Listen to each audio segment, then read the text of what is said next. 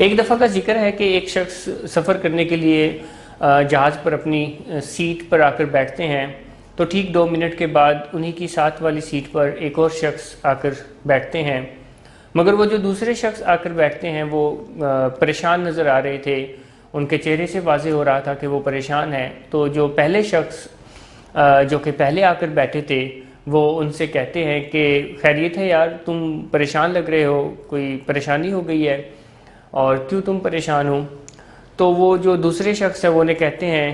کہ یار ابھی تھوڑی دیر پہلے مجھے میرا پروموشن کا لیٹر ملا ہے تو میں بس اس وجہ سے پریشان ہوں۔ تو پہلے شخص انہیں کہتے ہیں کہ یہ تو خوشی کی بات ہے، تم اس پہ پریشان کیوں ہو رہے ہو؟ تو دوسرے شخص انہیں کہتے ہیں کہ یار میں پریشان اس لیے ہوں کہ پتہ نہیں میں یہ ذمہ داریاں ادا کر بھی پاؤں گا کہ نہیں کر پاؤں گا۔